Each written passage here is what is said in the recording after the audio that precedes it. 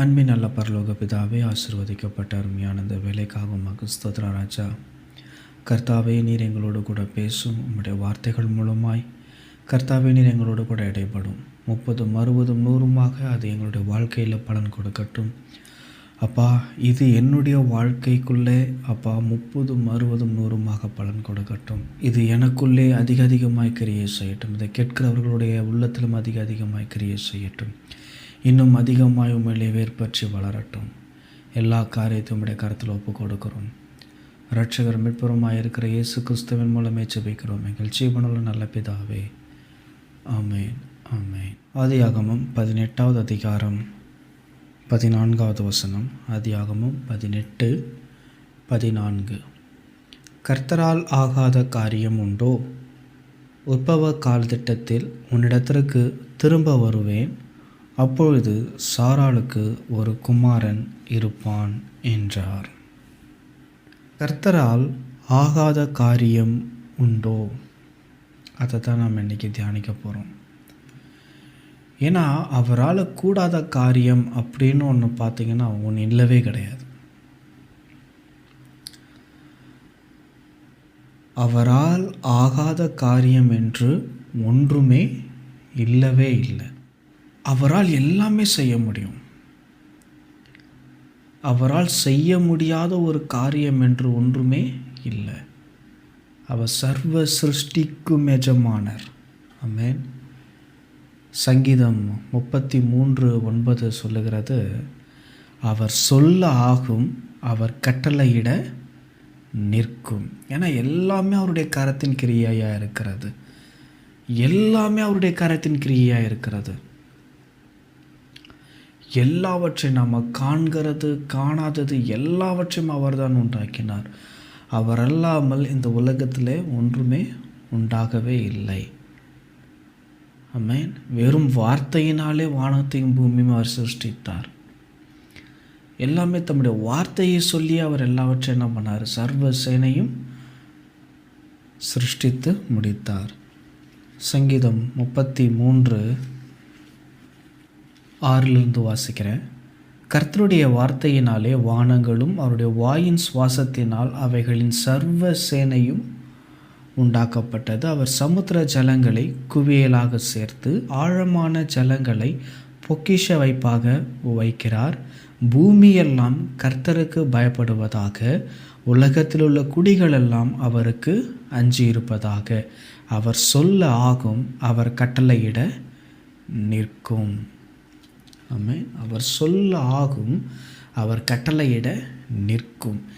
ஏன் அப்படின்னா அவர்தான் எல்லாவற்றையும் உண்டாக்கினார். எல்லாமே அவருடைய கரத்தின் கிரியையாய் இருக்கிறது. ஆகவே கர்த்தரால் முடியாத ஒரு காரியம் அப்படின்னு பார்த்தீங்கன்னா, இந்த பூமிக்கு கீழேயும் சரி, பூமிக்கு மேலேயும் சரி, பூமியிலையும் சரி, ஒன்றுமே இல்லை.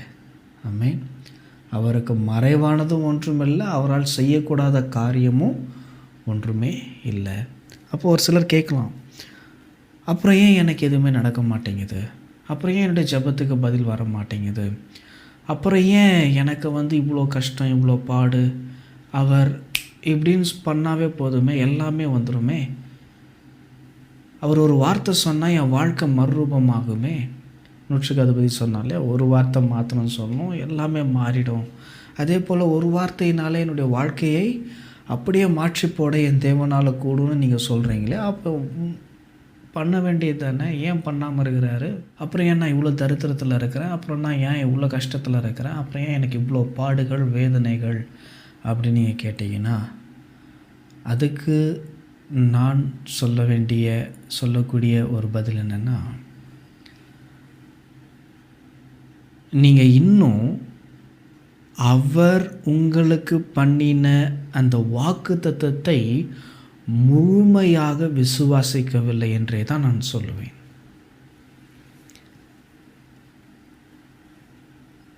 அவருடைய வாக்குத்தத்தத்திற்கு கீழ்ப்படிந்து விசுவாசித்த ஒருவருமே கெட்டு போனதா சரித்திரமே கிடையாது.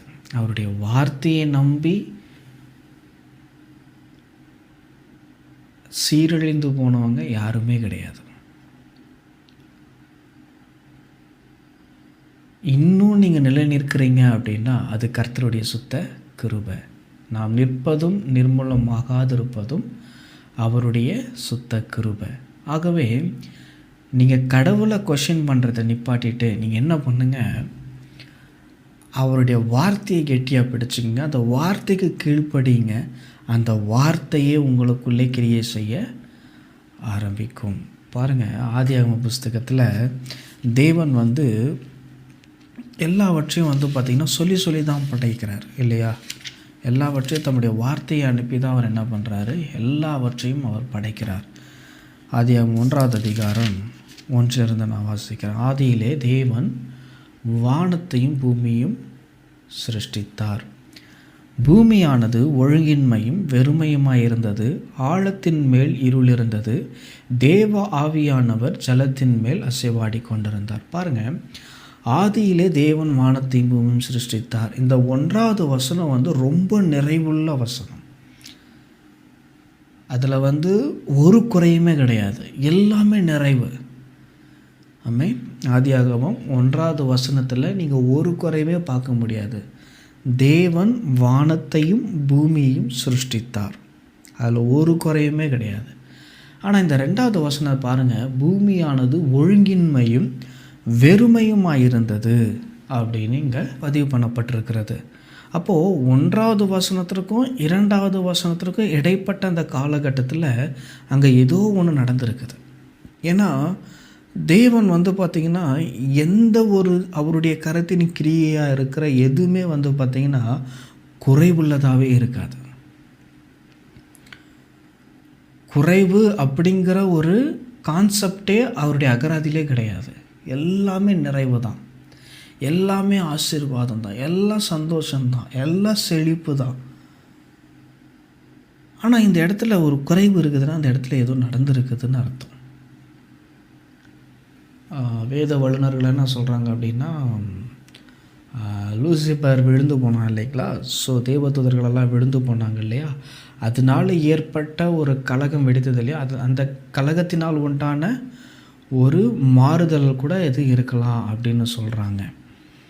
ஸோ பூமியானது ஒழுங்கின்மையும் வெறுமையுமாக இருந்தது, ஆழத்தின் மேல் இருள் இருந்தது, தேவ ஆவியானவர் ஜலத்தின் மேல் அசைவாடி கொண்டிருந்தார். ஸோ இப்போது இந்த ஸ்டேட்டில் பார்த்திங்கன்னா பூமியானது ஒழுங்கின்மையும் வெறுமையுமாக இருக்கிறது. இந்த ஒழுங்கின்மையும் வெறுமையுமாக இருக்கிறதை தேவன் என்ன பண்ண போகிறார், இப்போது திருப்பும் ரீக்ரியேட் பண்ண போகிறார். மறுபடியும் இந்த ஒழுங்கின்மை, இந்த வெறுமை, இதை போக்கணுமே இல்லையா? அதை போக்குறாரு பாருங்கள். ஒவ்வொன்றாக அவர் என்ன பண்ணுறார் அப்படின்னா சிருஷ்டிக்கிறார். வெளிச்சம் உண்டாக கடவுது என்றார், வெளிச்சம் உண்டாயிற்று.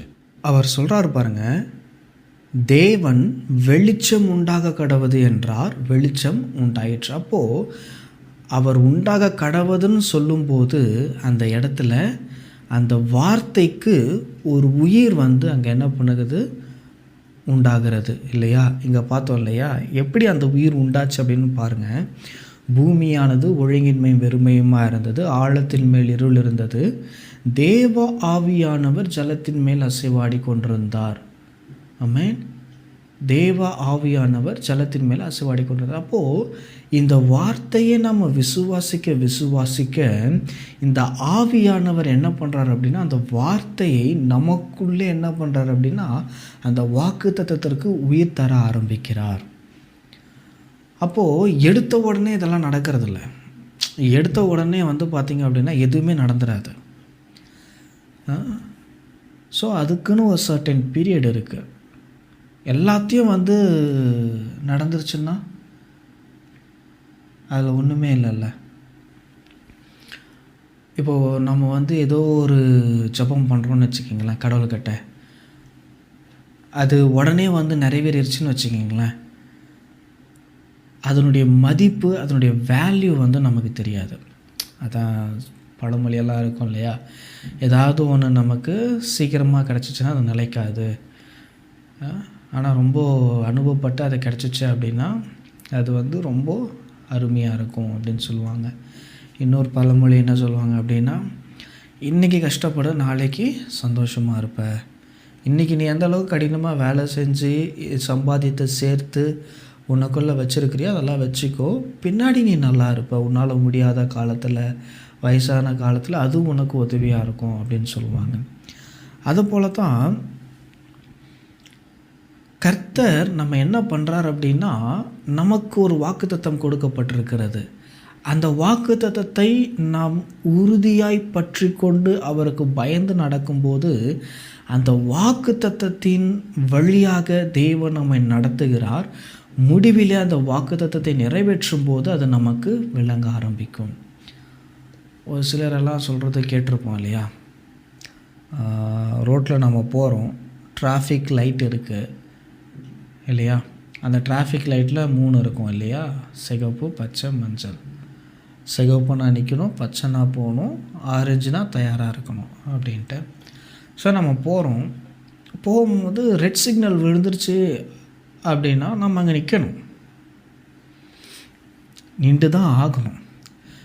தவறி நம்ம அதை தாண்டி போனோம் அப்படின்னா கிராஸ் ஆகிறோம், நம்மளை இடிச்சிட்டு கூட போயிடும், நமக்கு ஏதாவது ஆகிடும். ஸோ ரூல்ஸை நம்ம கடைபிடிக்கணும். எப்போது க்ரீன் சிக்னல் வருதோ அப்போ நம்ம போகணும். டெஸ்டினி நமக்கு தெரியும். வாக்குத்தத்தம் என்ன சொல்லுது? நித்திய வாழ்வு, அதுதான் நம்முடைய டெஸ்டினி.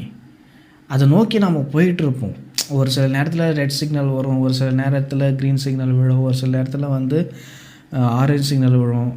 தயாராக இருக்க சொல்லணும், இல்லை அவ்வளோதான் ஸ்டாப் பண்ணணும், கொஞ்சம் நாளைக்கு அப்படியே ஸ்டாப் ஆகணும் அப்படின்னு சொல்லிட்டு அந்த சிக்னல் காட்டும் நமக்கு. ஸோ அந்த டெஸ்டினி தெரிஞ்சு, டெஸ்டினியாக இன்னும் இருக்குது, போக வேண்டிய தூரம் இருக்குது. அதுக்குன்னு ரெட் சிக்னல் போட்டவொன்னே அவ்வளோதான் இதுதான் என் டெஸ்டினி அப்படின்னு சொல்லிட்டு நம்ம முடிவு பண்ணிடக்கூடாது. இஸ்ரேல் ஜனங்களை பார்த்திங்க அப்படின்னா எகிப்திலிருந்து தேவன் அழைத்து கொண்டு வருகிறார். அழைத்து கொண்டு வந்த உடனே பார்த்திங்க அப்படின்னா சீனாய் வனாந்தரத்தில் அவங்க ஸ்டே பண்ணுறாங்க. அவங்க ஃபுல்லாக அங்கே தான் ஸ்டே பண்ணுறாங்க. பாருங்கள், வாக்குத்தத்தம் பண்ணப்பட்ட தேசம் இருக்குது. அவங்க இன்றைய வல்லுநர்கள்லாம் சொல்கிறாங்க பாருங்கள், கானான் தேசம், வாக்குத்தத்தம் பண்ணப்பட்ட அந்த கானான் தேசம் இருக்குது இல்லையா, அதில் போய் சேருவதற்கு ஒரு சில வாரங்களுக்குள்ளே போய் சேரக்கூடிய சூழல் தான் அங்கே இருக்குது. அந்த கானான் தேசத்துக்குள்ளே ஒரு சில வாரங்களுக்குள்ளே சென்று அடையக்கூடிய அந்த தூரத்தை இஸ்ரேல் ஜனங்கள் எத்தனை வருஷம் கடந்தாங்க? 40 வருஷமாக என்ன பண்ணுறாங்க? அந்த தேசத்தை சுதந்திரிக்க முயற்சி பண்ணுறாங்க. 40 வருஷம் ஆச்சு அவங்க கானான் தேசத்தை சுதந்திரிப்பதற்கு. அது வரைக்கும் சுற்றிட்டே இருக்கிறாங்க வனாந்தரத்தில்.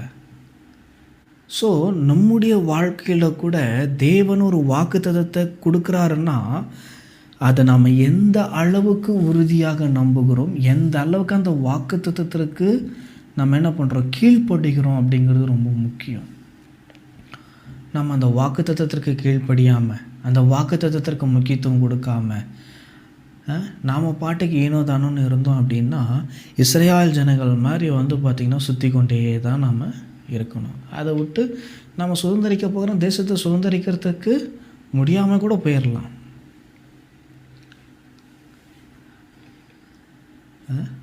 பாருங்கள், மோசே அவர் தான் அழைத்து கொண்டு வந்தார் எகிப்திலிருந்து. ஆனால் ஒரே ஒரு கீழ்ப்படியாமையினால் என்ன பண்ணிட்டார்? அந்த கானான் தேசத்தை அவர் தவற விட்டுட்டார். அதுக்கு பதில் யார் சுதந்திரித்து கொண்டா? கர்த்தருடைய வார்த்தையை, அந்த வாக்குத்தத்தம் பண்ணப்பட்ட தேசத்தை, அவருடைய வார்த்தையை உறுதியாக பிடிச்சு கொண்டு அசைவில்லாமல் உறுதியாக இருந்தார்களோ அவர்கள் மாத்திரமே தான் அந்த கானான் தேசத்தை சுதந்திரித்தாங்க. நீங்கள் எவ்வளோ பெரியவங்களாக இருந்தாலும் சரி, தேவனை முகமுகமாக தரிசித்திருந்தாலும் சரி, அல்லது தேவனோடு கூட நல்ல உறவில் இருந்தாலும் சரி, அவர் சொல்லிய வார்த்தையை நீங்கள் கடைபிடிக்காமல் இருந்தால், விசுவாசிக்காமல் இருந்தால், அவர் உங்களுக்கு கொடுத்த அந்த தேசத்தை நீங்கள் காண்பதே கிடையாது. No, never. ஸோ அப்போது அந்த பக்குவத்திற்கு நம்ம வரணும். அதனால தான் தேவன் என்ன பண்ணுறாருன்னா, ஒரு சிலருக்கு வாக்குத்தத்தம் கொடுத்தாருன்னா கொஞ்ச நாள்லேயே நிறைவேறிடுது. ஒரு சில வாக்குத்தத்தங்கள் கொஞ்சம் வருஷங்கள் ஆகிறது. ஒரு சில வாக்குத்தத்தங்கள் நிறைவேறதற்கு பல வருடங்கள் தாமதமாகிறது. ஸோ அதனால தான் அவர் என்ன சொல்கிறாரு, எபிரேயர் ஆக்கியோனில் சொல்கிறாரு பாருங்கள், வாக்குத்தத்தத்தை பெற்றுக்கொள்ளக்கூடிய அந்த பொறுமை உங்களுக்கு இருக்கணும்னு சொல்கிறார். நீங்கள் பொறுமையோடு இருக்கும்போது அந்த வாக்குத்தத்தத்தை நீங்கள் சுதந்திரித்து கொள்ளுவீர்கள். ஆமென். அவர் வாக்கு பண்ணினால் அதை நிச்சயமாக நிறைவேற்றுவார். இஸ்ரவேல் ஜனங்கள் எல்லாரும் பார்த்திங்கன்னா உத்தமர் கிடையாது. இஸ்ரவேல் ஜனங்கள் எல்லாருமே நீதிமான்கள் கிடையாது. ஆனால் எதுக்காக அவர் அங்கே போய் சேர்த்தார் அப்படின்னா, அவர் வாக்கு பண்ணியிருக்கிறார். ஆபிரகாமோடும் ஈசாக்கோடும் யாக்கோப்போடும் வாக்கு பண்ணியிருக்கிறார். நான் நிச்சயமாக உங்களை கானான் தேசத்தை சுதந்திரித்து கொள்ளும்படி நான் செய்வேன், உன் சந்ததிக்கும் என்ன பண்ணுவேன், இந்த தேசத்தை கொடுப்பேன்னு அவர் வாக்கு பண்ணியிருக்கிறார். அந்த வாக்குத்தத்தத்தை நிறைவேற்றுகிறார். தமான இட்டதில் பார்த்தீங்க அப்படின்னா அதில் ஒரு வார்த்தையும் தரையிலே விழவில்லை. ஆமென். இயேசுவாவினுடைய காலத்தில் பார்த்தீங்கன்னா அவங்க போய் அதை சுதந்திரித்து அதை சொந்தமாக்கி கொண்டார்கள். ஸோ நாமளும் பார்த்திங்கன்னா அவரால் கூடாது அப்படிங்கிற ஒரு முடிவுக்கு வந்துடவே முடியாது. அவரால் முடியலைங்க அப்படிங்கிற நாமளே ஒரு டெசிஷனுக்கு வந்துடக்கூடாது. நடக்கலை ஒரு காரியம், நாம் நினச்சபடி நடக்கலை, ஒரு காரியம் நாம் நினச்சபடி சரியாக போகலை அப்படின்னா நாம் என்ன பண்ணிடக்கூடாது, ஒரு மைண்ட் செட்டுக்கு வந்துடக்கூடாது. கர்த்தரால் முடியல, கர்த்தரால் கூடாது அப்படிங்கிற ஒரு மைண்ட் செட்டுக்கு வரவே கூடாது. ஏன் அப்படி சொல்கிறேன் அப்படின்னா, நீங்கள் முடிந்தது என்று நினைக்க துவங்கும் முன் அவர் ஒரு புதிய ஒரு பாதையை உங்களுக்கு என்று அவர் ஆயத்தப்படுத்தி வைத்திருக்கிறார். ஆமென். வழியே இல்லை, சான்ஸே இல்லை, நடக்கவே நடக்காது, இது பாசிபிளே இல்லை அப்படின்னு நீங்கள் முடிவு பண்ண அந்த விஷயத்தை கர்த்தர் என்ன பண்ணுவார் அப்படின்னா, அதில் ஒரு புதிய துவக்கத்தை கர்த்தர் கொடுப்பார். அப்போ நீங்கள் என்ன பண்ணணும், அந்த புதிய துவக்கத்திற்காக நீங்கள் பொறுமையோடு அவருடைய சமூகத்தில் காத்திருக்க வேண்டும். எனக்கு மோசே கிட்ட எனக்கு அது ரொம்ப பிடிச்சிருக்கும் பாருங்கள். இஸ்ரவேல் ஜனங்கள் பார்த்திங்க அப்படின்னா வனாந்தரத்தில் இருக்கும்போது ரொம்ப அவசரப்படுவாங்க பாருங்கள். ரொம்ப என்ன பண்ணுவாங்க, அவசரப்படுவாங்க. ஒரு காரியம் நடக்கிறதுக்கு ஒரு 2 நாள் அவங்க பொறுமையாக இருந்திருந்தாங்கன்னா கண்டிப்பாக அதை பார்த்துருப்பாங்க. ஆனால் அவங்க அவசர புத்தியில் என்ன பண்ணிடுறாங்க அப்படின்னா, டக்கு டக்கு டக்கு டக்குன்னு கொஷின் ஆரம்பிச்சிடுறாங்க, கர்த்தருக்கு விரோதமாக முறுமுறுக்க ஆரம்பிச்சிடறாங்க. ஆனால் மோசே அப்படி கிடையாது. அவர் நல்லா அண்டர்ஸ்டாண்ட் பண்ணிக்கிட்டாரு. அவர் எப்படி ஆகிலும் என்னை நடத்தி கொண்டு போவார், எப்படி ஆகிலும் என் தேவையை சந்திப்பார், எப்படி ஆகிலும் அவர் என்னை கொண்டு போய் என்னை சேர்த்துடுவார்னு அவர் முழுசாக நம்புகிறாரு பாருங்க. அதனால தான் சீனாய் மலையில் உச்சியில் போயிட்டுருக்கும்போது 40 நாள் இரவும் பகலும் உண்ணாமலும் குடியாமலும் அவருடைய சமூகத்தில் உட்காந்து அந்த பிரமாணங்கள், அவர் கொடுக்குற பிரமாணங்களெல்லாம் உட்காந்து பார்த்திங்கன்னா கேட்டுகிட்டே இருக்கிறாரு பாருங்க. அதெல்லாம் நடக்க நடக்க நடக்க நடக்க அவருடைய அந்த மோசேயினுடைய காலத்தில் பார்த்திங்க அப்படின்னா, அவர் பிறந்ததுலேருந்து எகிப்தில் வளர்க்கப்பட்டதுலேருந்து எல்லாத்துலேயும் பார்த்திங்கன்னா மோசேயை க்ரூம் பண்ணுறாரு கர்த்தர். க்ரூம் பண்ணி சரியான நேரத்தில் என்ன பண்ணுறாரு, அவரை ஒரு விடுதலையாளனாக கர்த்தர் அவனை ஏற்படுத்துகிறார். அப்போது நமக்கு ஒரு காரியம் நடக்கலை அப்படிங்கிற பட்சத்தில் நம்ம என்ன பண்ணக்கூடாது, சோர்ந்து போயிடக்கூடாது. அந்த மாதிரி சமயத்தில் தான் என்ன பண்ணணும், இன்னும் உற்சாகமாக கர்த்தரை தேடணும், இன்னும் உற்சாகமாக அவரை பிடிச்சிக்கணும், இன்னும் அதிகமாக அவருடைய வாக்குத்தத்தத்தை நம்பணும். சொல்லி சொல்லி சொல்லி அந்த வாக்குத்தத்தத்தை நாம் என்ன பண்ணணும், சுதந்திரித்து கொள்ள வேண்டும். ஸோ அது எதுவுமே நடக்கலை, நாம் நினச்சபடி நடக்கலை அப்படின்னா ஒன்றும் மனசில் வச்சுக்கோங்க, நமக்குன்னு பெஸ்ட்டான ஒரு காரியம் பின்னாடி நடந்துகிட்ருக்குது. அது நிச்சயமாக கர்த்தர் நமக்கு கொடுப்பாருங்கிறத நம்பணும். ஆமென். பாருங்கள், இந்த பூமி சர்வ சேனை எல்லாமே பார்த்திங்கன்னா அவர் சொல்லாகும் அவர் கட்டளையிட நிற்கும். ஆண்டவராகிய இயேசு கிறிஸ்து இந்த பூமியில் வாழ்ந்த நாட்களில் பாருங்கள், பிசாசுக்கு கட்டளையிட்டார், பிசாசு ஓடி போகுது. வியாதிக்கு கட்டளை இடுகிறாரு, சுகமாகுது. கடலுக்கு கட்டளை இடுகிறாரு, அந்த கடல் அமைதல் ஆகுது. ஏன் அப்படின்னா அவருக்கு தெரியும் அவர் யாருன்னு சமுத்திரம் நல்லா புரிஞ்சு வச்சிருக்குது. அவர் யாருன்னு பிசாசு நல்லா புரிஞ்சு வச்சிருக்கிறான். அப்போது அவருடைய ரூபத்தின்படியும் அவருடைய சாயலின்படியும் உண்டாக்கப்பட்ட நாம் அவரை இன்னும் எந்த அளவுக்கு அதிகமாய் அவரை புரிந்து வைத்து கொண்டிருக்க வேண்டும் என்பது ரொம்ப அவசியம். ஆமென். கடலுக்கு தெரியுது, இவர் நசரேயனாகிய இயேசு கிறிஸ்து தேவகுமாரன், இவர் சொன்னால் நான் கீழ்ப்படிந்து ஆக்க வேண்டும் சொல்லிட்டு அதுக்கு தெரியுது. அப்போ அவருடைய சாயலின்படியும் அவருடைய ரூபத்தின்படி சிருஷ்டிக்கப்பட்ட நாம் என்ன பண்ணணும்? அவர் சொன்னால் நிற்கணும், அவர் சொன்னால் போகணும், அவர் சொன்னால் செய்யணும். ஆமென். அவர் காத்திருக்க சொன்னால் காத்திருந்தே ஆகணும். ஆமென். அப்படி நாம் இருக்கும்போது நமக்கென்று வாக்குத்தத்தம் பண்ணப்பட்ட அந்த ஆசீர்வாதத்தை நாம் பெற்றுக்கொள்வது சாத்தியமே. ஆமென். பாருங்கள், ஒரு உதாரணம் நான் எடுத்திருக்கேன். ரொம்ப அருமையான ஒரு மனுஷன், தேவ மனுஷன். ஒரு கிறிஸ்தவ விசுவாசினுடைய வாழ்க்கை எப்படி மாற்றம் ஆகிறது, அதாவது ஒரு கிறிஸ்தவ விசுவாசினுடைய வாழ்க்கை எங்கிருந்து ஆரம்பமாகிறது, எங்கு போய் முடிகிறது அப்படிங்கிறத இந்த ஒரு காரியத்தில் நாம் பார்த்துடலாம். ஆரம்பமும் முடிவும் இந்த ஒரு காரியத்தில் நம்ம பார்க்க முடிகிறது. ஆதியாகமம் புஸ்தகம் 12வது அதிகாரம் 1 வாசிக்கிறேன். கர்த்தர் ஆபிரகாமை நோக்கி, நீ உன் தகப்பன் தேசத்தையும் உன் இனத்தையும் உன் தகப்பனுடைய வீட்டையும் விட்டு புறப்பட்டு நான் உனக்கு காண்பிக்கும் தேசத்துக்கு போ. நான் உன்னை பெரிய ஜாதியாக்கி உன்னை ஆசீர்வதித்து உன் பேரை பெருமைப்படுத்துவேன். நீ ஆசீர்வாதமாய் இருப்பாய். உன்னை ஆசீர்வதிக்கிறவர்களை ஆசீர்வதிப்பேன், உன்னை சபிக்கிறவனை சபிப்பேன். பூமியில் உள்ள வம்சங்களெல்லாம் உனக்குள் ஆசீர்வதிக்கப்படும் என்றார். கர்த்தர் ஆபிரகாமுக்கு சொன்னபடியே அவன் புறப்பட்டு போனான். 11வது அதிகாரம் 31வது வசனம். தேராகு தன் குமாரனாகிய ஆபிரகாமையும் ஆரானுடைய குமாரனும் தன் பேரனுமாயிருந்த லோத்தையும் தன் குமாரன் ஆபிரகாமுடைய மனைவியாகிய தன் மருமகள் சாராயையும் அழைத்து கொண்டு அவர்களுடனே ஊர் என்கிற கல்தேயருடைய பட்டணத்தை விட்டு கானான் தேசத்துக்கு போக புறப்பட்டான். அவர்கள் ஆரான் மட்டும் வந்தபோது அங்கே இருந்து விட்டார்கள்.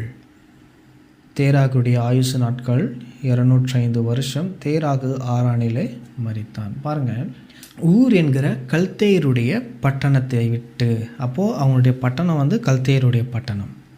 அது ஒரு புறஜாதியான ஒரு தேசம். அங்கே கடவுளை அறிகிற அறிவு அவர்களுக்கு இல்லை. அவங்க பார்த்திங்கன்னா ஒரு சிலை, உருவ சிலைப்பாடு இருக்குது இல்லையா, அதை செய்கிற ஒரு தொழிலில் அவங்க இருக்கிறாங்க. ஸோ இப்படிப்பட்ட ஒரு அறியாமையிலிருந்து, இப்படிப்பட்ட ஒரு இருளான ஒரு சூழலிலிருந்து தான் தேவன் என்ன பண்ணுறாரு, அவனை வெட்டி எடுக்கிறார். அவனை என்ன பண்ணுறாரு, அவனை வெளிச்சத்துக்குள்ளே அழைக்கிறார். அங்கே சந்திக்கிற சூழ்நிலை தான் இப்படி இருக்குது. அவனுக்குள்ள கர்த்தர் யாருன்னு அவனுக்கு தெரியாது, உயிருள்ள தேவன் யாருன்னு தெரியாது, சர்வ வல்லமை உள்ள தேவன் என்னன்னு தெரியாது. இது வரைக்கும் அவருடைய வார்த்தையை கேட்டது கிடையாது, தரிசனத்தில் கூட பார்த்தது கிடையாது. அப்படி இருக்கும்போது வானத்தையும் பூமியையும் சர்வ சேனையும் உண்டாக்கின அந்த பரம தேவன், பரலோக தேவன் என்ன பண்ணுறாரு அப்படின்னா, இவனுக்கு தரிசனமாக்குறார். தரிசனமாயிட்டு என்ன பண்ணுறாரு, நான் உனக்கு காண்பிக்கிற தேசத்துக்கு போ, நான் உன்னை ஆசீர்வதிப்பேன், உன்னை பெரிய ஜாதியாகவும் உன் பேரை பெருமைப்படுத்துவேன், நீ ஆசீர்வாதமாக இருப்பாய், உன்னை சபிக்கிறவர்களை சபிப்பேன், உன்னை ஆசீர்வதிக்கிறவர்களை ஆசீர்வதிப்பேன், பூமியில் உள்ள வம்சங்கள் எல்லாம் உனக்குள்ள ஆசீர்வதிக்கப்படும் சொல்லிட்டு ஒரு மாபெரும் வாக்குத்தத்தத்தை அவனுக்கு கொடுத்து அவன் என்ன பண்ணுறாரு, அழைக்கிறார். இன்றைக்கு அநேகருடைய வாழ்க்கையில் கூட அவராக போய் தேடி என்ன பண்ணுறாரு, கூட்டி கொண்டு வருகிறார். ஆமென். பாருங்கள், இது கண்டினியூவாக நடந்துகிட்டே இருக்குது. பாவம் செய்த மனுஷன் இந்த பாவம் பூமியில் ஆட்கொண்ட போதிலிருந்து தேவன் தாமாகவே மனிதர்களை தேடி சென்று தமது அன்பை அவர்களுக்கு வெளிப்படுத்துகிறார். மனுஷனை சிருஷ்டித்ததற்கு முதற்கொண்டு பார்த்திங்கன்னா இந்த ப்ராசஸ் தொடர்ந்துகிட்டே தான் வருது. ஆதாம் தேவனை உண்டாக்கின போது, ஆதாமையும் ஏவாளையும் அவர் உண்டாக்கின போது, அவர் பகலில் குளிர்ச்சியான வேளைகளிலே என்ன பண்ணுறாரு? ஆதாம் ஏவாளோடு கூட என்ன பண்ணுறாரு? சஞ்சரிக்கிறார், அவர்களுடனே பேசுகிறார், அவர்களுடனே கூட உரையாடுகிறார், அவர்களுடனே கூட நேரத்தை செலவழிக்கிறார். அவர் போய் தேடி சென்றார், அவர் தேடி சென்றார், அவர் தேடி சென்றார். பாவம் செய்த பிற்பாடும் கூட என்ன பண்ணாங்க? அவர் சமூகத்தை விட்டு ஓடி போயிட்டாங்க. ஓடி போய் அத்தி மரத்தினாலே, அத்தி இலைகளினாலே என்ன பண்ணாங்க? உடையை அணிந்து கொண்டு என்ன பண்ணாங்க? அவருடைய சத்தத்தை கேட்டு ஓடி ஒளிஞ்சுக்கிறாங்க, அவருடைய சமூகத்தை விட்டு ஓடி போகிறாங்க.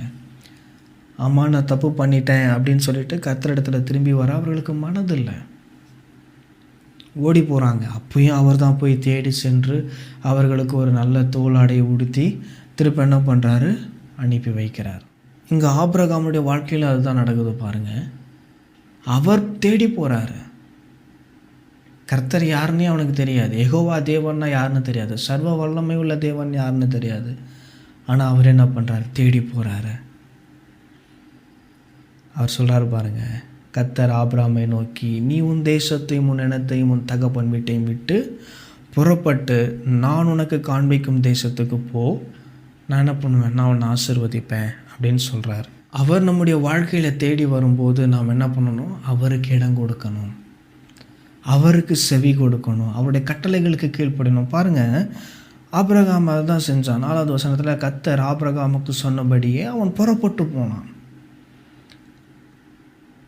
தன்னோடு பேசுகிற அவருடைய சத்தத்தை கேட்கணும், அந்த வாக்குத்தத்தம் எப்படிப்பட்டதுன்னு பார்க்கணும். ஆமென். அவர் எப்படிப்பட்டவர்னு நீங்கள் புரிஞ்சுக்கிட்டலாவே அவருடைய வாக்குத்தத்தமும் எப்படிப்பட்டதுன்னு நீங்கள் புரிஞ்சுக்கிடலாம். புரியுதுங்களா? அவர் எப்படிப்பட்டவர் அப்படிங்கிறத நீங்கள் புரிந்து கொண்டாலே அவருடைய வாக்குத்தத்தத்தை நீங்கள் இன்னும் அதிகமாய் உறுதியாய் பிடித்து கொள்ளுவீர்கள். ஆமென். இங்கே பாருங்கள், ஒரே ஒரு டைம் தான் மீட் பண்ணார். மீட் பண்ண உடனே என்ன பண்ணிட்டான்? கிளம்ப ஆரம்பிச்சிட்டான். அதுக்கு முன்னாடி அவன் சூழ்நிலை எப்படி இருந்தது பாருங்கள். அந்த இருளான சூழ்நிலையை பவுல் நல்லா விளக்குறார் பாருங்கள். ரோமருக்கு எழுதின புஸ்தகத்தில் அவர் நல்லா விளக்குறார் பாருங்கள். நாம் முன்னே எப்படியாக இருந்தோம்? ஒரு உணர்வில்லாதவர்களாக, தெய்வ பயம் இல்லாதவர்களாக. ரோமர் 5:6 சொல்லுது பாருங்க, நான் பலனற்று இருக்கையில் எனக்குன்னு ஒரு ரட்சிப்பை உண்டாக்கி கொள்ள திராணியற்று இருக்கிறேன் நான். ரோமர் 5:8 நாம் பாவிகளாக இருக்கையில், நான் பாவம் செஞ்சுருக்கிறேன். ரோமர் 5:10 தேவனுக்கு சத்துருக்களாக இருக்கையில். சத்துருன்னு நம்ம யாரை சொல்லுவோம்? நம்ம ரொம்ப நெருங்கி நேசித்த ஒருவன் நமக்கு துரோகம் செய்யும்போது, நமக்கு விரோதமான காரியத்தை செய்யும்போது நம்ம அவனை என்னென்னமோ சத்துருன்னு நம்ம சொல்லுவோம் இல்லையா? ஸோ அப்படிப்பட்ட ஒரு துரோகிகளாக இருக்கையில் தேவன் என்ன பண்ணார்? நம்மை தெரிந்து கொண்டார். உயிருள்ள தேவனை விட்டுட்டு வேற ஏதோ அந்நிய தேவரை சேவித்து கொண்டிருந்த ஆபிரகாமை தேவன் என்ன பண்ணார்?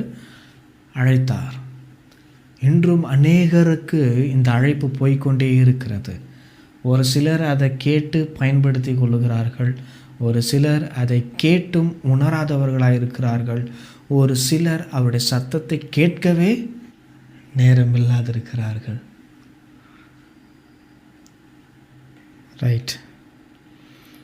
ஸோ உங்கள் ஆபிரகாமுக்கு அந்த அழைப்பு வருது பாருங்கள். அழைப்பு வந்த உடனே நம்ம சுதாரிச்சுட்டு வந்துடுறான். நம்ம கேட்டும் உணராதவர்களாய் ஒருபோதும் இருந்து விடவே கூடாது. இப்போ பாருங்கள், சுவிசேஷம் எல்லா இடத்திலும் போய் சென்று கொண்டிருக்கிறது. 4 திசையிலிருந்து சுவிசேஷம் சொல்லி கொண்டே இருக்கிறது, அதனுடைய சத்தம் துணித்து கொண்டே இருக்கிறது. அந்த சுவிசேஷத்தினுடைய சத்தத்திற்கு யாரெல்லாம் தன் செவி சாய்க்கிறார்களோ அவர்களெல்லாம் வாழ்வடைந்திருக்கிறார்கள். யாரெல்லாம் அந்த சுவிசேஷத்தினுடைய சத்தத்திற்கு தன் செவியை விளக்குகிறார்களோ அவர்களெல்லாம் எரிநரகத்துக்கு பாத்திரவான்களாக இருக்கிறார்கள். ஆண்டவராகிய இயேசு கிறிஸ்து பார்த்திங்க அப்படின்னா தம்முடைய சீஷர்களை அழைத்து போய் ராஜ்யத்தின் சுவிசேஷத்தை சொல்லுங்கள் அப்படின்னு சொல்லிட்டு 2 பேரை அனுப்புகிறார். ஒருத்தனுடைய வீடு உங்களை ஏற்றுக்கொண்டதுனாலாம் அந்த வீட்டை ஆசீர்வதிங்க.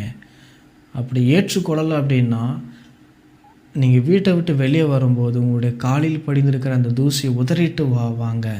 சோதோம் கொமோராவிலே நடந்ததை பார்க்கிலும் இவர்களுக்கு அதிகமாய் சம்பவிக்கும் அப்படின்னு சொல்கிறார். அப்போது நம்ம சுவிசேஷத்தை சொல்கிறது நம்ம கடமை. எப்படியாச்சும் சுவிசேஷத்தை சொல்லிடணும்.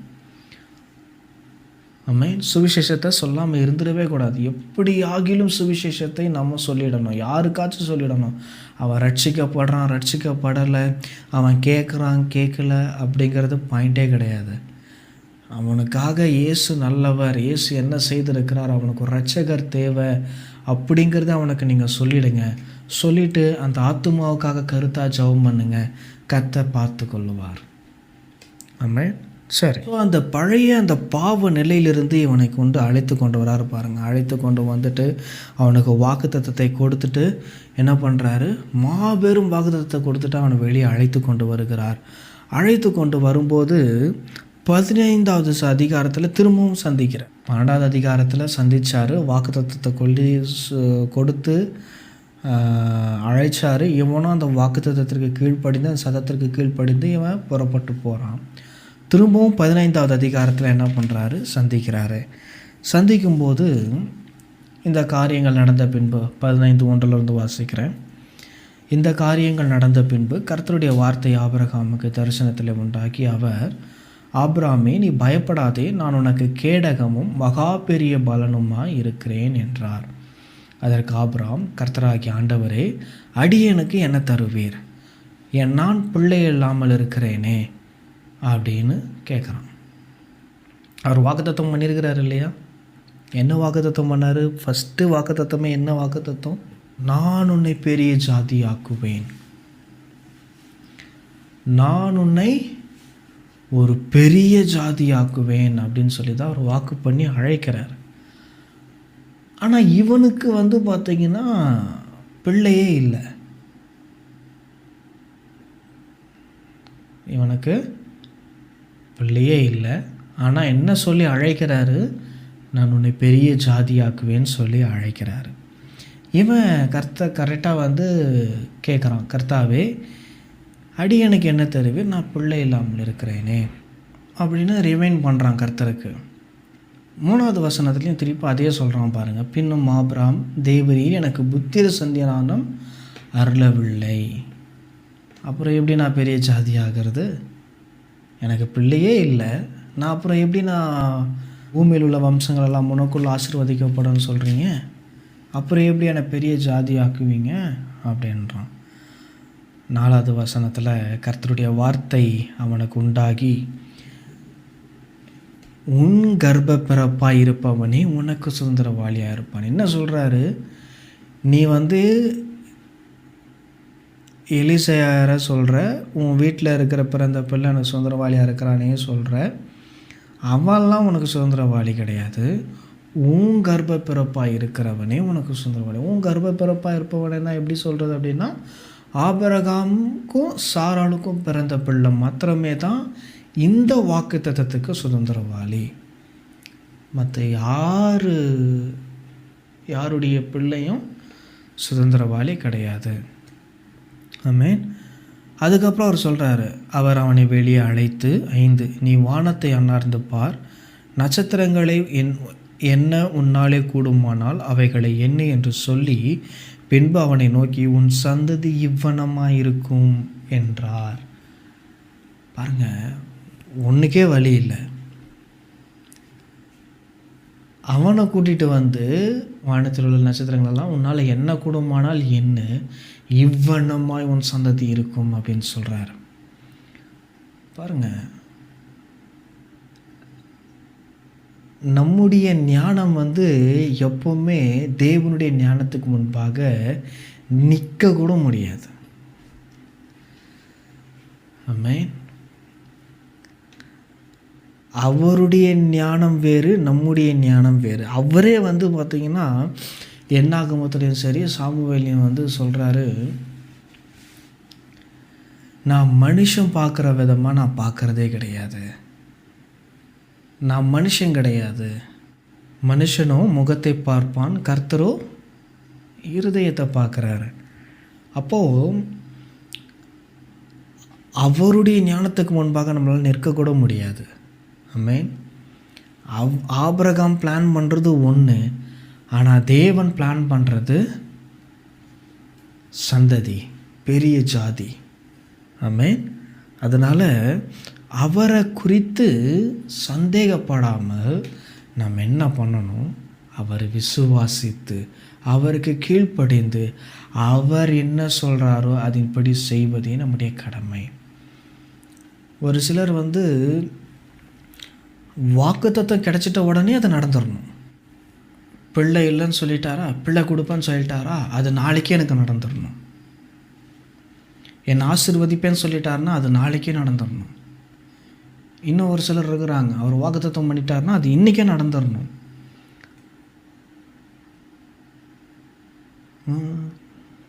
அப்படியெல்லாம் நடக்கவே நடக்காது. அவர் என்ன பண்ணுறார் அப்படின்னா, சோதித்த பின் சுத்த பொன்னாக விளங்க செய்யும் வரைக்கும் அவர் உங்களை புடமிட்டு கொண்டே இருப்பார். இதுதான் கிறிஸ்தவத்தினுடைய மிகப்பெரிய மேன்மை. ஒரு தங்கத்தை நீங்கள் அடியிலேருந்து நீங்கள் எடுக்கிறீங்கன்னு வச்சுங்க, சுரங்கத்துலேருந்து எடுக்கிறீங்க அப்படின்னா அது எடுத்த உடனே டைரெக்டாக நம்முடைய பயன்பாட்டிற்கு வராது. அது என்ன பண்ண, அதில் இருக்கிற களிம்புகள் எல்லாம் நீங்கி சுத்த பொன்னாகிற வரைக்கும் அதை என்ன பண்ணுவாங்கன்னா அந்த நெருப்பில் சுட்டுகிட்டே இருப்பாங்க, புடம்பிட்டு கொண்டே இருப்பாங்களாம். ஆமென்.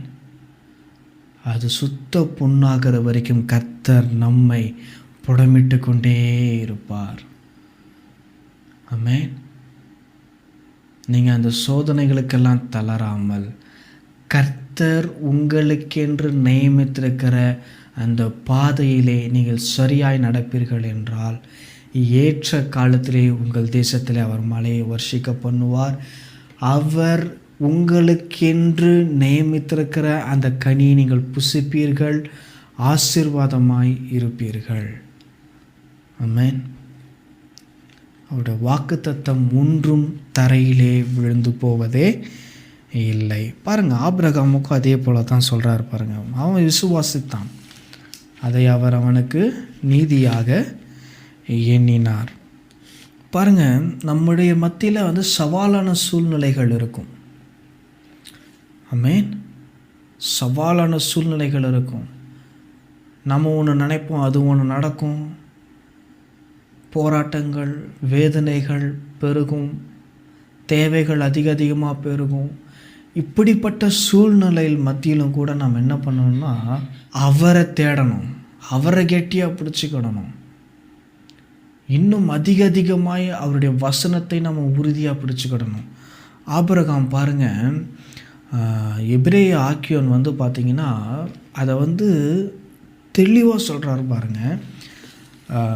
அது பிற்பகுதியில் நான் அதை சொல்லிடலான்னு நினச்சேன், ஆனால் ஆவியானவர் நடத்துகிற விதம் அதிசயமானது. ஆமென். சரி, அவர் பாருங்கள், அவர் சொல்கிறாரு, அவன் எப்படி குழந்தையை பெற்றுக்கிட்டான், அவன் எப்படி சாராளுடைய கர்ப்பம் செத்த சரீரம் உயிர் உள்ளதாக மாறிச்சு, செத்த கர்ப்பமாக இருந்தது எப்படி உயிர் உள்ள பலனாகிடுச்சு, எப்படி அவங்க பலனை பெற்றுக்கொண்டாங்க அப்படிங்கிறத எபிரேய ஆக்கியோன் சொல்கிறாரு. பாருங்கள், எப்படி அவங்க வளர்ந்தாங்க. அதில் பாருங்கள், எபிரேயர் 11:11, விசுவாசத்தினாலே சாராளும் வாக்குத்தத்தம் பண்ணினவர் உண்மை உள்ளவர் என்றெண்ணி. இந்த வாக்குத்தத்தத்தை சொல்லும்போது சாராள் நகைத்தாள். எனக்கு நடக்குமா, எனக்கு நடக்குமா, 99 வயதான என் கணவருக்கு அவர் பிள்ளை பெறுவதற்கான பலனை பெற்றுக்கொள்வாரோ அப்படின்னு சொல்கிறா. ஆனால் அது அப்படியே மாறுது பாருங்கள். அந்த வாக்குத்தத்தத்தை நம்ப அதை தியானிக்க அதை பற்றிக்கொள்ள அங்கே பாருங்கள், எபிரேய ஆக்கியோன் சொல்கிறார் பாருங்கள், விசுவாசத்தினாலே சாராளும் வாக்குத்தத்தம் பண்ணினவர் உண்மை உள்ளவர் என்று எண்ணி கர்ப்பந்தரிக்க பலனடைந்து வயது சென்றவளாயிருந்தும் பிள்ளை பெற்றாள். அப்போது விசுவாசம் என்ன பண்ணுது அப்படின்னா செத்துப்போன சரீரத்தை கூட என்ன பண்ணுது, உயிர் பெற செய்கிறது. ஆண்டவராக இயேசு கிறிஸ்து இந்த பூமியில் வாழ்கிற நாட்களில் கூட விசுவாசத்தினால அநேக காரியங்களை செய்தார். நீ விசுவாசிக்கிறியா? உன் விசுவாசத்தின்படியாக கடவுது. மரித்த லாசருவை அவர் எப்படி வரவழைச்சார் வெளியே? விசுவாசத்தின் மூலமா. ஆமென். அப்போது விசுவாசம் என்ன பண்ணுகிறது அப்படின்னா, செத்ததென்று நினைத்த அந்த சரீரத்தை உயிர் பெற செய்கிறது. அதை தியானிக்கணும். அவர் வாக்குத்தத்தம் பண்ணினவர் உண்மை உள்ளவர் என்று எண்ணி கர்ப்பந்தரிக்க பலனடைகிறாள். அதே போல் ஆபிரகாம் பாருங்கள், ஹீப்ரூ சாப்டர் 11 verses 18, இப்படிப்பட்ட வாக்குத்தத்தங்களை பெற்றவன் மரித்தோரிலிருந்து எழுப்ப தேவன் வல்லவராய் இருக்கிறார் என்று எண்ணி. ஆமென். இவன் ஆபிரகாம் என்னன்னு நினைக்கிறான்? அவர் சர்வ வல்லமை உள்ள தேவன். அவர் என்ன பண்ணுவார்? மரித்தோரிலிருந்து கூட எழும்ப பண்ண அவர் வல்லவராக இருக்கிறார் அப்படின்னு சொல்லிட்டு இவன் தியானிக்கிறான். சாராள் என்ன தியானிக்கிறா? வாக்குத்தத்தம் பண்ணினவர் உண்மை உள்ளவர் என்று எண்ணி அவளுடைய கர்ப்பம் செத்த கர்ப்பமாக இருக்கிறது உயிர் உள்ளதாக மாறுச்சு. இவன் என்ன பண்ணுறான்? மரித்தோரிலிருந்து எழுப்ப வல்லமை உள்ளவராக இருக்கிறார் என்று எண்ணி இவங்க 2 பேரும் அந்த வாக்குத்தத்தத்தை பிடிச்சிக்கிறாங்க. அந்த வாக்குத்தத்தத்தை தியானித்து கொள்கிறாங்க. கர்த்தர் சொன்னதை நிச்சயம் நிறைவேற்றுவாருங்கிறத உறுதியாக நம்புகிறாங்க. அதனுடைய பலன் மாறுதலாய் அவங்களுடைய சூழ்நிலைக்கு ஆப்போசிட்டாக மாறுது. அவங்க சூழ்நிலை சொல்லுது, அவ்வளோதான், உனக்கு பிள்ளை பிறக்காது, உனக்கு வயசாகி போயிடுச்சு, உன் கர்ப்பம் செத்து போச்சுன்னு சொல்லுது. ஆனால் வார்த்தை சொல்லுது, நீ பிள்ளை பேர் பெறுவ, உன் கர்ப்பம் உயிரடைந்திருக்கும், அதனாலே நீ வாக்குத்தத்தம் பண்ணப்பட்ட குமாரனை நீ உன் வயிற்றிலே சுமந்து பெற்றெடுத்து நீ என்ன பண்ணுவ? பெருங்கூட்டத்துக்கு தகப்பனாவாய் அப்படின்னு வாக்குத்தத்தம் சொல்லுது. எதை நம்புவீங்க? இன்றைக்கு அதே சூழ்நிலை உங்கள் முன்பாக வைக்கப்படும் போது நீங்கள் எதை நம்புவீங்க? எதை விசுவாசிப்பீங்க? முடிவு பண்ணிக்கோங்க. சூழ்நிலை சொல்லுகிறதை விசுவாசிப்பீர்களா? சூழ்நிலைகளை மாற்றக்கூடியவரை விசுவாசிப்பீர்களா? உங்கள் முன்பாக வைக்கிறேன். அந்த கொஸ்டினை நீங்களே தேர்ந்தெடுத்துக்கொள்ளுங்கள். ஆண்டவர் சொல்கிறார் இல்லையா, நன்மை தீமை அறியத்தக்க விருட்சத்தின் கனி உங்களுக்கு முன்பாக வைக்கிறேன். நீங்கள் என்ன பண்ணுங்கள்? நீங்கள் சாகாதபடிக்கும் என்ன பண்ணுங்கள்? அதை தொடவும் புசிக்கவும் வேண்டாம் அப்படின்னு சொல்கிறாரு. ஸோ உங்கள் முன்பாக இருக்கிறது அந்த கொஷனுக்கான பதில் நீங்களே சூஸ் பண்ணிக்கோங்க. சரி, பாருங்கள், திருப்பும் பார்த்தீங்க அப்படின்னா 18வது அதிகாரத்தில் அவர் சந்திக்கிறார். 15 என்ன சொல்கிறாரு? பிள்ளை பேர் எனக்கு வேணும், புத்திர சந்தானம் அருளவில்லை அப்படின்னு சொல்கிறான் ஆபிரகாமு. அதுக்கு தேவர் சொல்கிறாரு, வானத்தினுடைய நட்சத்திரங்களை நீ என்ன கொடுமானாலேன்னு அவ்வளமாக அவன் சந்ததி இருக்குன்னு சொல்கிறாரு. திருப்பி 18வது அதிகாரத்தில் விசிட் பண்ணுறாரு. விசிட் பண்ணும்போது 10வது வசனம் 18:10, அப்பொழுது அவர், ஒரு உற்பவ காலத்திட்டத்தில் நிச்சயமாய் உன்னிடத்திற்கு திரும்ப வருவேன், அப்பொழுது உன் மனைவியாகிய சாராளுக்கு ஒரு குமாரன் இருப்பான் என்றார். சாராள் அவளுக்கு பின்புறமாக கூடார வாசல் இதை கேட்டுக்கொண்டிருந்தாள். ஆபிரகாமும் சாராளும் வயது சென்று முதிர்ந்தவர்களாயிருந்தார்கள். ஸ்திரீகளுக்குள்ள வழிபாடு அவர்களுக்கு நின்று போயிற்று, சாராளுக்கு நின்று போயிற்று. ஆகையால் சாராள் தன் உள்ளத்தில் நகைத்து, நான் கிழவியும் என் ஆண்டவன் முதிர்ந்த வயதும் உள்ளவருமான பின்பு எனக்கு இன்பம் உண்டாயிருக்குமோ என்றாள். அப்பொழுது கர்த்தர் ஆபிரகாமை நோக்கி, சாராள் நகைத்து, நான் கிழவியாயிருக்க பிள்ளை பெறுவது மெய்யோ என்று சொல்வானேன். இந்த சுச்சுவேஷனில் தான் வருது, கர்த்தரால் ஆகாத காரியம் உண்டோ? அதுக்கப்புறம் அவர் சொல்கிறார் பாருங்க, உற்பவ காலத்திட்டத்தில் உன்னிடத்திற்கு திரும்ப வருவேன், அப்பொழுது சாராளுக்கு ஒரு குமாரன் இருப்பான் என்றார். 15 சாராள் பயந்து, நான் நகைக்கவில்லை என்று மறுத்தல். அதற்கு அவர், இல்லை, நீ நகைத்தாய் என்றார். அதுக்கப்புறம் வேற ஒரு சாப்டர் ஒன்று ஓப்பன் ஆகுது. பாருங்கள், சூழ்நிலைகளை நீங்கள் பார்க்கவே பார்க்காதீங்க. சூழ்நிலைகள் 1000 சொல்லணும், இது நடக்காது, இது முடியாது, இது சாத்தியமே இல்லை, வானமே இடிஞ்சு விழுந்து போனாலும் அது நடக்கிறதுக்கான ஒரு எந்த அறிகுறியுமே கிடையாது அப்படின்னு சொல்லுவாங்க. ஆனால் கர்த்தர் சொல்கிறாரு, நான் உன் கூட இருப்பேன், நான் உன்னை விட்டு விலகுவதும் இல்லை, உன்னை கைவிடுவதும் இல்லை, நீ பயப்படாதே, நான் உனக்கு பலனும் மகா பெரிய பலனுமாக இருக்கிறேன்னு அவர் சொல்கிறாரு.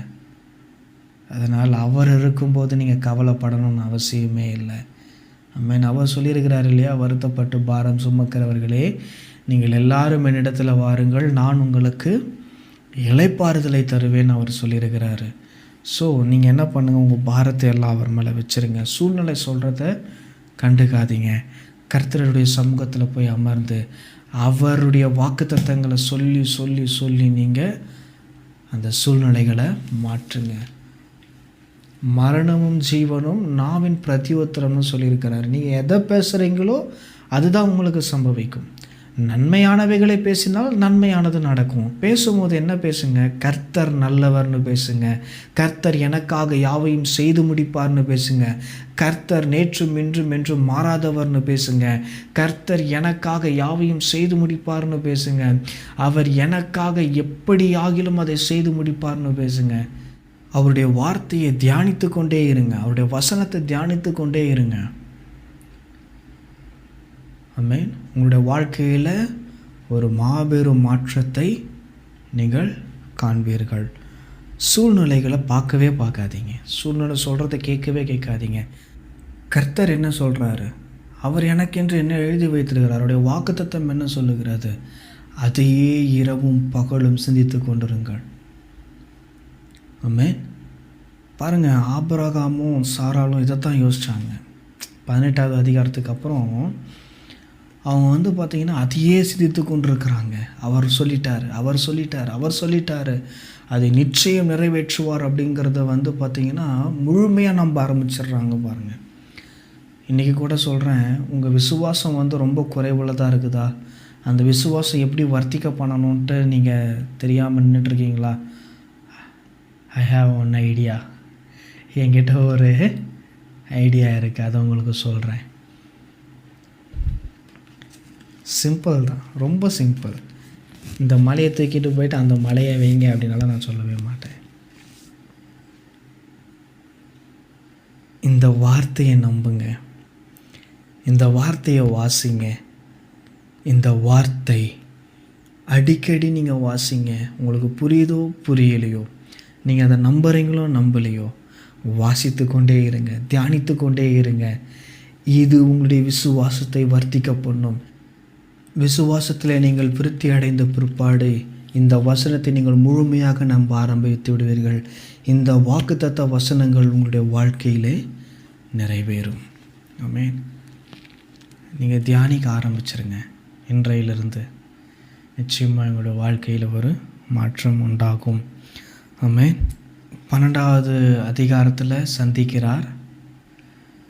15வது அதிகாரத்தில் இன்னும் அந்த வாக்குத்தத்தத்தை திருஷ்டாங்கப்படுத்துகிறார் அல்லது உறுதிப்படுத்துகிறார். 17வது அதிகாரத்தில் அவர்களோடு கூட அவர் ஒரு உடன்படிக்கையை செய்கிறார். 18வது அதிகாரத்தில் நிச்சயமாய் உற்பத்தி காலத்திட்டத்தில் உனக்கு ஒரு குமாரன் பிறப்பான் அப்படின்னு சொல்கிறாரு. கர்த்தரால் ஆகாத காரியம் ஒன்றுமே இல்லைன்னு தெளிவுபடுத்துகிறாரு. 21வது அதிகாரத்தில் கர்த்தர் தாம் சொல்லியிருந்தபடியே சாராள் பேரில் கடாட்சமானார். கர்த்தர் தாம் உரைத்தபடியே சாராளுக்கு செய்தருளினார். இந்த ஸ்டேஜ் வர வரைக்கும் சூழ்நிலைகள் சொல்கிறத நீங்கள் கேட்காதீங்க. அதை அப்படியே மாற்றி போட்டுருங்க. கர்த்தர் என்ன சொன்னார் அதையே பேசிக்கொண்டு உட்கார்ந்துருங்க. நீங்கள் படுக்கும் போதும் சரி, நிற்கும் போதும் சரி, போகும்போதும் சரி, வரும்போதும் சரி, வேலை செய்யும் போதும் சரி, எந்த ஒரு விஷயம் நீங்கள் பண்ணாலும் சரி, இதையே நீங்கள் சிந்தித்து கொண்டிருங்கள், இதையே பேசி கொண்டிருங்கள். நிச்சயமாய் உங்களுடைய வாழ்க்கையில் ஒரு பெரிய மாற்றத்தை நீங்கள் காண்பீர்கள். அவரால் கூடாத காரியம் ஒன்றுமே இல்லை. ஆமென். பாருங்கள், 99 வயசில் கர்த்தர் சொன்னார், நிச்சயமாக ஒரு உற்பத்தி காலத்திட்டத்துக்கு நான் வருவேன், உனக்கு ஒரு குமாரன் இருப்பான்னு சொல்கிறாரு. 100 வயசில் பார்த்திங்கன்னா ஆபிரகாம் குமாரனை பெற்றெடுக்கிறான். சாராளுடைய கர்ப்பம் செத்து போச்சு. அவனுக்கு வயசாகி போச்சு. அவனுக்கு அந்த குழந்தையை பெற்றுக்கொள்வதற்கான அந்த பலன் அவன்கிட்ட இல்லை. ஆனால் அவங்க தியானிக்கிறாங்க பாருங்கள். அவர்கள் தியானிக்க தியானிக்க தியானிக்க வாக்குத்தத்தம் பண்ணினவர் உண்மை உள்ளவர் என்று எண்ணி சாராள் கர்ப்பம் தரிக்கத்தக்க பலனை அடைந்து கொள்ளுகிறாள், பலனை பெற்று கொள்ளுகிறாள். கர்த்தர் சர்வ வல்லமை உள்ள தேவன் என்று சொல்லி அதை தியானித்து தியானித்து தியானித்து ஆபிரகாம் என்ன பண்ணான்? அவனுடைய சரீரம் பலனடைந்தது. ஆமென். அப்போது நீங்கள் ஒரு விஷயத்தை நல்லா புரிஞ்சு கொள்ளுங்கள். கர்த்தரால் கூடாத காரியம் ஒன்றுமே இல்லை. அவர் எனக்கென்று வாக்குத்தத்தம் பண்ணினதை நிச்சயமாக அவர் என்னுடைய வாழ்க்கையில் நிறைவேற்றி முடிப்பார். அதை நிறைவேற்றி முடிக்கும் அளவும் அவர் என்ன பண்ணுவது? ஓய்வதே கிடையாது. அதுக்கான காரியங்களை அவர் செய்து கொண்டே இருக்கிறார். பாருங்கள், அவர் வாக்குத்தத்தம் பண்ணிவிட்டு அப்படியே போயிடுறது கிடையாது. அந்த வாக்குத்தத்தத்தை திரும்ப திரும்ப திரும்ப திரும்ப நினைவுபடுத்த விரும்புகிறார். ஆமென். பாருங்கள், ஆபிரகாம் இருந்த பேரை பார்த்திங்கன்னா ஆபிரகாம்னு மாற்றினார். சாராய் அப்படிங்கிற பேரை சாராள்னு மாற்றினார். எதுக்காக அப்படி மாற்றுறார் அப்படின்னா, அவர் சொல்கிறார் பாருங்கள், ஆபிரகாம்ங்கிறது ஒரு பிள்ளைக்கு தான் தகப்பன். ஆபிரகாம் அப்படிங்கிறது ஒரு பெருங்கூட்டத்துக்கு தகப்பன். பாருங்கள், அப்போ பேரையே சேஞ்ச் பண்ணி விடுறாரு பாருங்கள். ஸோ விசுவாசத்தில் நீங்கள் வளர வளர வளர உங்களுக்குள்ளே மறைந்திருக்கிற அந்த பலன் உங்களுக்கு முன்பாக அது ஒளிர்விட ஆரம்பிக்கிறது, துளிர்விட ஆரம்பிக்கிறது. கர்த்தரால் முடியாத காரியம் எதுவுமே கிடையாது. உங்களுக்கு முன்பாக எவ்வளவு பெரிய தடை நின்றாலும் சரி, அந்த தடையை உடைத்து முன்னேற வழி செய்வார். உங்களுக்குள் முன்பாக இருக்கிற எல்லா வாசல் கதவும் அடைபட்டு போனாலும் உங்களுக்கென்று தனியான ஒரு பாதையை அமைத்து அந்த பாதையில் அவர் நடத்த வல்லவராய் நல்லவராய் இருக்கிறார். விசுவாசிக்கிறவர்கள் மாத்திரம். ஆமென். அதனால் நீங்கள் சோர்ந்து போயிடாதீங்க. அவர் வாக்குத்தத்தம் பண்ணினால் நிச்சயம் அவர் என்ன பண்ணுவார்?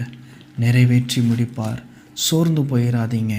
எபிரேய ஆக்கியோன்னு சொல்கிறாரு பாருங்கள். எபிரேயர் 10வது அதிகாரம் 36லேருந்து 39 வரைக்கும். நீங்கள் தேவனுடைய சித்தத்தின்படி செய்து வாக்குத்தத்தம் பண்ணப்பட்டதை பெறும்படிக்கு பொறுமை உங்களுக்கு வேண்டியதாய் இருக்கிறது. வருகிறவர் இன்னும் கொஞ்ச காலத்திலே வருவார். தாமதம் பண்ணார். விசுவாசத்தினாலே நீதிமான் பிழைப்பான். பின்வாங்கி போவானானால் அவன் மேல் என் ஆத்துமா பிரியமிராது என்கிறார். நாமோ கெட்டுப்போக பின்வாங்குகிறவர்களாய் இராமல் ஆத்துமா ஈடேற விசுவாசிக்கிறவர்களாய் இருப்போம். ஸோ நீங்கள் தேவனுடைய சித்தத்தின்படி செய்து வாக்குத்தத்தம் பண்ணப்பட்டதை பெறும்படிக்கு பொறுமை உங்களுக்கு வேண்டியதாக இருக்கிறது. நல்லா சொல்லியிருக்காரு பாருங்கள். நீங்கள் தேவனுடைய சித்தம் எதுவோ அதை செய்து கொண்டே இருந்து செய்து கண்டினியூவாக என்ன பண்ணுங்கள்? டூயிங். அவருடைய சித்தத்தின்படி நீங்கள் செய்து கொண்டே இருந்து வாக்குத்தத்தம் பண்ணப்பட்டதை பெறும்படிக்கு பொறுமை உங்களுக்கு வேண்டியதாக இருக்கிறது. பாருங்கள், ஆபிரகாமுக்கு தேவன் சந்திக்கிறாரு. 100 வயசில் பிள்ளையை கொடுக்குறாரு. அது வரைக்கும் எவ்வளோ பேச்சு அவங்களுக்கு இருந்திருக்கும், எவ்வளோ ஒரு கடினமான ஒரு சூழல் இருக்கும். இந்த சமுதாயத்தில் நீங்கள் நினச்சி பாருங்கள், ஒரு பிள்ளை இல்லை அப்படின்னா இந்த சமுதாயம் என்ன பேசும்? அந்த காலத்தில் அப்படி தான் இல்லையா? யாக்கோப்புக்கு பார்த்திங்கன்னா லேயாலும் ராகேலும் இருக்கிறாங்க. 2 பேருக்குள்ள பார்த்திங்கன்னா லேயால் நல்லா குழந்தையை பெற்றெடுக்கிறாள். ராகேலுக்கும் பிள்ளை இல்லை. ஆனால் லேயால் என்ன பண்ணுறா? ராகேலை அற்பமாக என்றா. ஸோ எல்லா சூழ்நிலையிலும் பார்த்திங்கன்னா பிள்ளை இல்லை அப்படின்னாவே இந்த சமுதாயம் ஒரு மாதிரி பேச ஆரம்பிச்சிடும். எந்த அளவுக்கு கீழ்த்தரமாக பேச முடியுமோ அந்த அளவுக்கு கீழ்த்தரமாக பேச ஆரம்பிச்சிடும். இதையெல்லாம் சகித்து கொண்டு இதையெல்லாம் பார்த்து கொண்டு தான் என்ன பண்ணுறாங்க? கர்த்தருடைய வார்த்தையிலே அவங்க உண்மையாக இருந்து அவருடைய சித்தம் என்னவோ அதை அவங்க கெட்டியாக பிடிச்சிக்கிட்டு அதில் பொறுமையாக இருந்து என்ன பண்ணுறாங்க? வாக்குத்தத்தத்தை சுதந்திரித்து கொண்டாங்க. பாருங்கள், திரும்பவும் பார்த்திங்கன்னா கானான் தேசத்துக்கு போயிடுறான் ஆபிரகாம். கர்த்தரை என்ன பண்ணிடுறாரு? அந்த வாக்குத்தத்தம் பண்ணப்பட்ட அந்த கானான் தேசத்துக்குள்ளே போய் சஞ்சரிக்கிறாங்க. அதுக்கப்புறம் தான் என்ன பண்ணுறாங்க? திரும்பவும் எகிப்துக்கு போகிறாங்க. திரும்பவும் அங்கேருந்து தான் கர்த்தர் என்ன பண்ணுறாரு? பேக் டு கானான் தேசத்துக்கு கொண்டு வராரு. கர்த்தர் ஒன்று சொல்லிட்டாரு அப்படின்னா அதிலிருந்து அவர் மாறதில்லை. ஆமென். எவ்வளோ வருஷம் ஆனாலும் சரி, எவ்வளோ நாட்கள் கடந்து போனாலும் சரி, அவர் ஒன்று சொல்லிட்டார்னா அதை நிறைவேற்றும் அளவும் நாமளே மறந்து போயிடுவோம். ஆனால் அவர் என்ன பண்ணுவார்? ஏற்ற காலத்தில் அந்த வாக்குத்தத்தத்தை நிறைவேற்றுவார். நம்ம சோர்ந்தே போயிடக்கூடாது, பின்வாங்கியே போயிடக்கூடாது. கலப்பையில் கை வைத்த நாம் என்ன பண்ணக்கூடாது? பின்வாங்கி போகக்கூடாது. அப்படி பின்வாங்கி போவானால் அவன் மேல் என் ஆத்துமா பிரியமாயிராது என்று அவர் சொல்கிறார். ஆமென். எல்லாருக்கும் அழைப்பு இருக்குது. அந்த அழைப்பை சரியாக பயன்படுத்தி கொள்ள வேண்டும். அவரை விட்டு பின்வாங்கி போய்ட்டு ஏதோ ஒரு அற்பமான காரியத்துக்கு பின்வாங்கி போயிடக்கூடாது. அவர் உங்களுக்கு வேண்டான்னு ஒரு சில காரியத்தை விளக்குறாரு அப்படின்னா அதை விட்டுட்டு வந்துடுங்க, வேண்டாம். ஆமென். எசேக்கியா ராஜாவுக்கு பார்த்தீங்க அப்படின்னா அவர் சொல்லிட்டார், தீர்க்கதரிசி மூலயமா சொல்லிட்டார், காரியத்தெல்லாம் ஒழுங்குபடுத்திக்கொள், நாளைக்கு நீ மரிக்க போகிறாய் அப்படின்னு அவர் சொல்லிட்டார். ஆனால் இவன் என்ன பண்ணுறான் அப்படின்னா இன்னும் கர்த்தரிடத்தில் கெஞ்சி மன்றாடி ஒரு 15 வருஷங்களை வாங்கி கொள்கிறான். அவன் முன்னாடி செய்ததை காட்டிலும் பின்னாடி ரொம்ப மோசமாக, அதுக்கு அந்த 15 வருஷத்தை வாங்காமே இருந்திருக்கலாம் அந்த எசேக்கியா ராஜா. ஆமென். ஸோ கர்த்தர் உங்களுக்கு அனுமதிக்கிற காலம் போதும். கர்த்தர் உங்களுக்கென்று செய்ய சொல்லுகிற அந்த காரியத்தை செய்யுங்க. உங்களுக்கு வேண்டான்னு ஒரு விஷயத்தை வளர்க்குறாரா, அந்த விஷயத்தை வேண்டான்னு விட்டுருங்க. அது எந்த காரியமாக இருந்தாலும் சரி. ஆபிரகாமுக்கு தேவன் அழைப்பு கொடுக்கும்போது, நீ உன் தேசத்தையும் உன் எண்ணத்தையும் விட்டு நீ போ, நான் உன்னை பெரிய ஜாதியாக்குவேன்றான். எங்கே போகணுன்னு தெரியாது. நான் சொல்கிற இடத்துக்கெல்லாம் நீ போயிட்டே இரு அப்படின்றாரு. அவன் பாட்டுக்கு போயிட்டே இருக்கிறான். விசுவாசிக்கிறான், போகிறான், கீழ்ப்படுகிறான், போகிறான். விசுவாசத்தினாலும் கீழ்ப்படுத்தினாலும் கர்த்தர் சொல்கிற எல்லா காரியத்துக்கும் தலையாட்டி கொண்டே என்ன பண்ணுறான்? செய்கிறான். இன்றைக்கு அப்பேற்பட்ட ஒரு மனநிலைமை நமக்கு வேண்டும். ஆமென். கர்த்தர் சொல்லிட்டார்னா எப்பேற்பட்ட சூழலாக இருந்தாலும் அதை விட்டு கொடுத்தே ஆக வேண்டும். அவர் போன்னு சொன்னால் போயினே தரணும். அவர் நில்லுன்னு சொன்னால் நின்றுடணும். அவர் உக்காருன்னு சொன்னால் உக்காரணும். அவர் அந்த இடத்துக்கு போகக்கூடாதுன்னு சொன்னார்னா போகவே கூடாது. அது எப்பேற்பட்ட சூழலாக இருந்தாலும் சரி. லோத்துவுக்கு சொல்கிறாரு, என்ன சொல்கிறாரு? உன் ஜீவனை தப்பி பின்னிட்டு பாராதே, அப்படியே போ அப்படின்றாரு. பின்னிட்டு பார்க்காத அப்படின்றாரு. ஆனால் லோத்தோடைய மனைவி என்ன பண்ணுறா? பின்னிட்டு பார்த்து உப்பு தூணா ஆயிடுறா.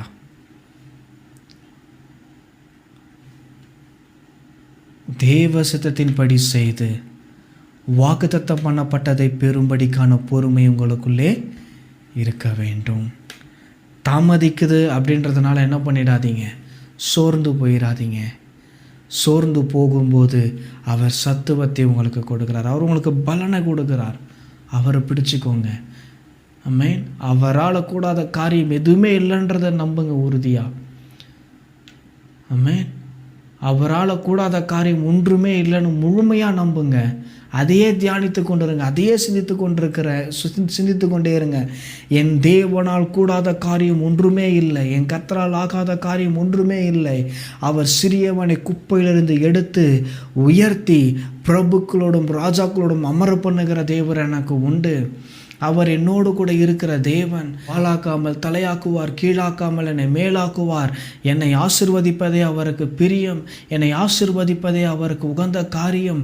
அதனால் நான் பின்வாங்கி போக மாட்டேன்னு சொல்லிட்டு அவருடைய வாக்கு தத்தத்தின் பேரிலே நீங்கள் உறுதியாய் நிற்கும்போது உங்களுக்கான காரியத்தை அவர் தீவிரமாய், நேர்த்தியாய், செம்மையாய் அவர் உங்களுக்கென்று செய்து முடிப்பார்.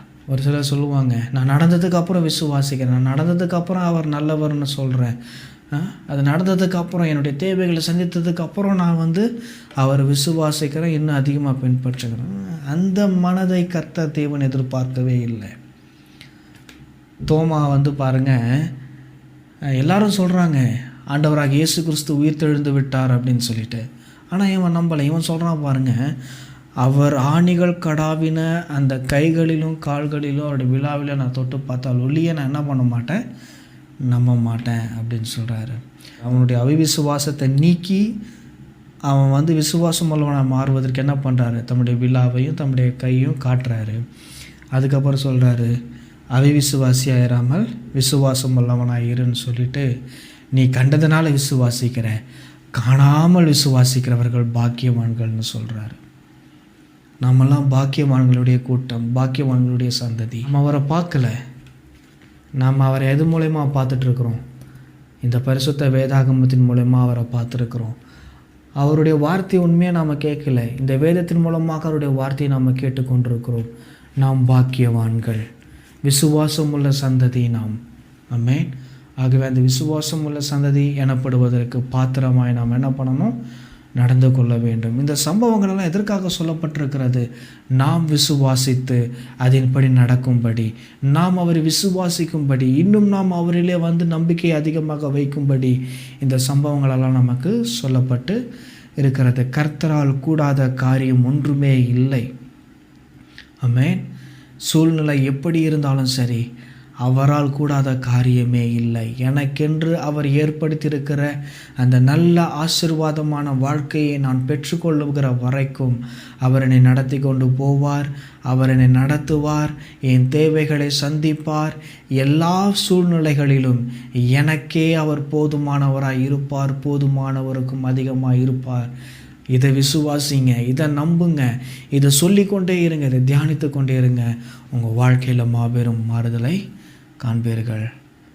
அன்பின் நல்ல பரலோக தகப்பனாரே, ஆசீர்வதிக்கப்பட்ட அருமையான இந்த வேலைக்காக ஸ்தோத்திரம். கர்த்தாவே, நீர் என்னோடு கூட பேசின இந்த நல்ல வார்த்தைகளுக்காக ஸ்தோத்திரம். இந்த வார்த்தைகள் எனக்குள்ளே அப்பா விருத்தியாகி 30, 60, 100 பலன் கொடுக்கட்டும் ராஜா. கர்த்தர் நல்லவர் என்பதை நான் இன்னும் அதிகமாய் ருசி பார்க்க உதவி செய்யும்.